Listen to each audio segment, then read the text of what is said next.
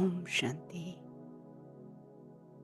This is the meditation on the Murli of 13th of August 2025. Let us remind ourselves it is the soul who is listening. It is the soul who sees through these eyes. It is the soul who speaks through this body. Yet, the soul is completely separate from this body, the role, drama. The Father says you have to continue to observe whatever happens in the drama as detached observer. So let us practice that today, to see as a detached observer, to see the role being acted by this body in a special character.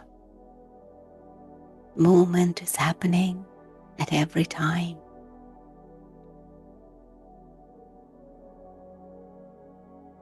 So be those detached observers today and see the drama as it is. Character sitting here listening to this meditation. So the drama is happening at this time, and at the same time, let us be intoxicated on the pilgrimage of remembrance. Baba says this knowledge cannot be any more or less. It is only in the pilgrimage of remembrance that there is greater remembrance sometimes and sometimes less.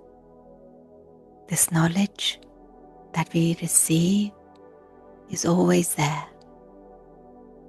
Sometimes there is enthusiasm for the pilgrimage of remembrance, and sometimes there isn't. There is this fluctuation on the pilgrimage. But knowledge stays the same. Baba says you don't climb the ladder through this knowledge. This knowledge can be vast, but it cannot be a pilgrimage. The pilgrimage is of the remembrance.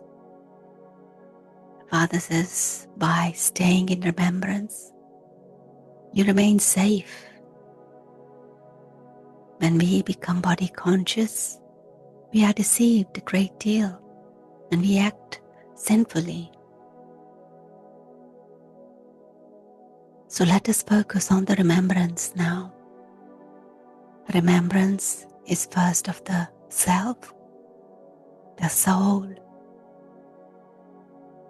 and always in the company of the Father. Soul without the body, without all scars, without the character in the drama, drops all of that in 1 second and stabilizes himself in his home with his parent, father, mother, teacher, all in one. This is the pilgrimage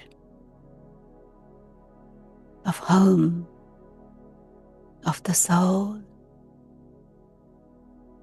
with his supreme parent.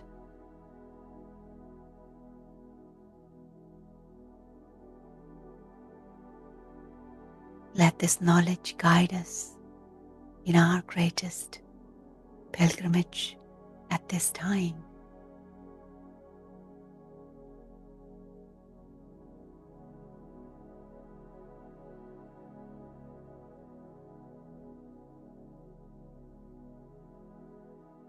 And then there is happiness. It's natural happiness of the soul.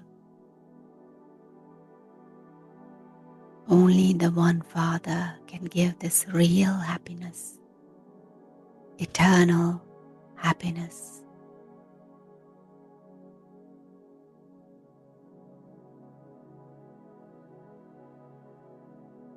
He is the Father of all souls. gives us knowledge because is the knowledge full. He gave many points, at least 10 points about story of Brahma and Brahmin.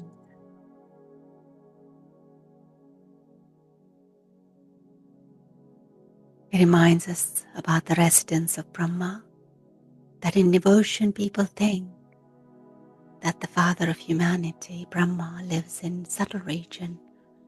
But why would he stay there? There is no creation. He is the father of humanity. He needs to be where the humans belong, with us on this physical world.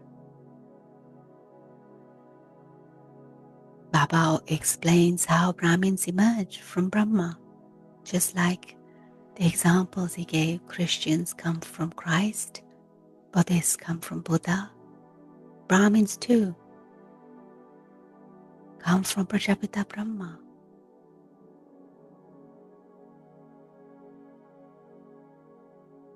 He talks about creation of Brahma. Who created Brahma? No one can tell because they don't know. Only we know that the chariot Baba takes belongs to the soul that had previously become Prince Shri Krishna. After 84 births, he becomes Brahma. We also know that Brahma becomes Vishnu and then he becomes Narayan.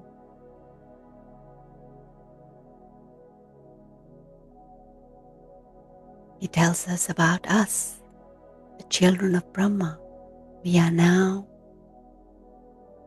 all Brahmins who are the children of Brahma, and our clan is the highest of all.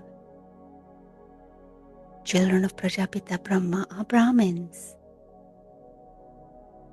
Then he talks about service. Worldly Brahmins are completely different from us. We have clear knowledge of the secret of Brahma. Baba says, tell them, put aside everything else, and first of all remember the Father through whom you will become pure. Baba talks about Alpha and Beta, which is the main thing.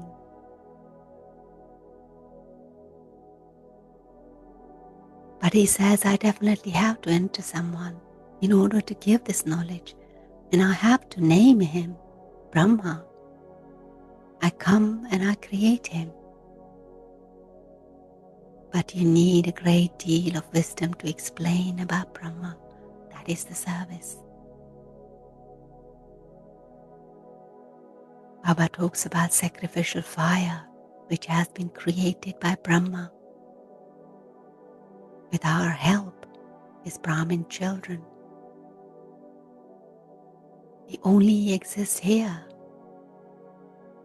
and only through him can there be Brahmins. In Bharat, there are first Brahmins, because Brahmin clan is the highest of all. There is no dynasty of Brahmins, only clan. Baba clarifies this point also. There can only be a dynasty when there are kings and queens. But Brahmins are not kings or queens. Therefore, it's just a clan, family. Baba talks about crown next. At first in Bharat, there were double crowned kings, and then there were those with single crown. At present time, there are no one with crowns. There is a kingdom of people over people. Then Baba talked about immortal throne. At the end of his 84 births, Brahma is in an ordinary chariot. Each one's soul has a body, and that is his chariot. And the immortal image has this walking and talking throne. Here, all are immortal thrones, all souls are immortal images. God, the highest on high, needs a chariot, does he not? He enters this chariot of Brahma and sits in order to give this knowledge. He is the only one who is called Jani Jananhar, knowledgeful one. The Jani Jananhar and knowledgeful and the omnipresence are two different things.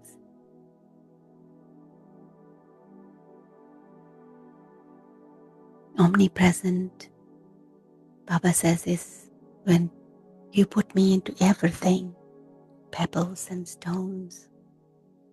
And the Jani Jananhar means you think I know everyone's secret, what they are thinking in their hearts.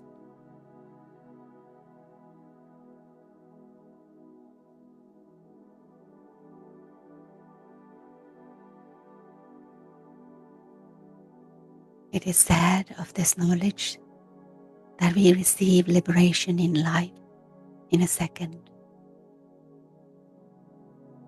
And it is also said that even if we make all the oceans into ink, this knowledge will not end. Everything depends on how we study. We need wisdom to explain about Brahma. All of those points Baba talked about. We need wisdom, his knowledge. How he, Krishna's soul, takes 84 births. But we also take 84 births.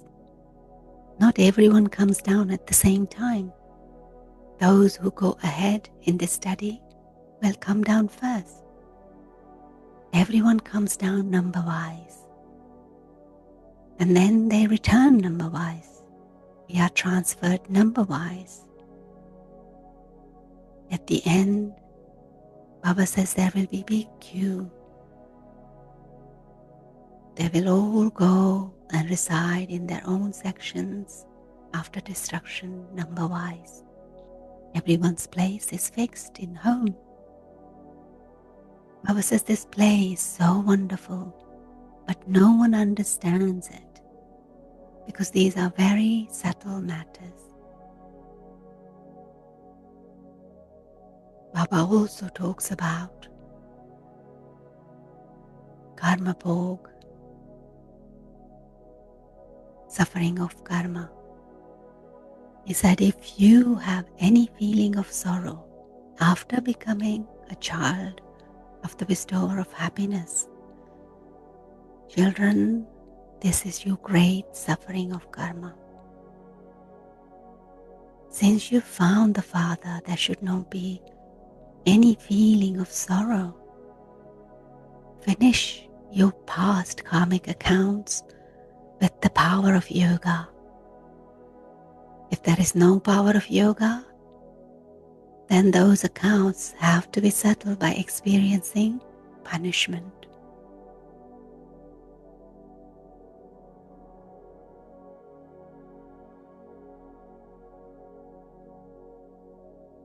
We have becoming Brahmins, whilst others are orphans. We were orphans too, but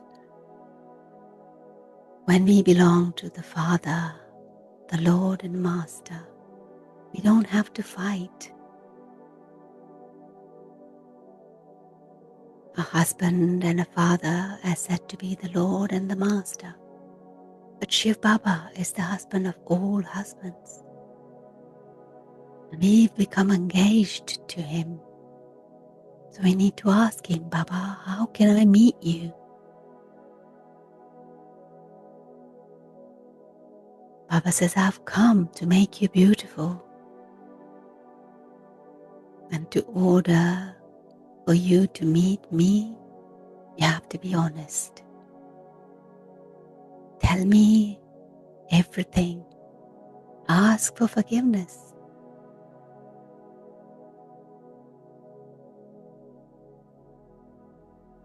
There are now the omens of Jupiter over you, children.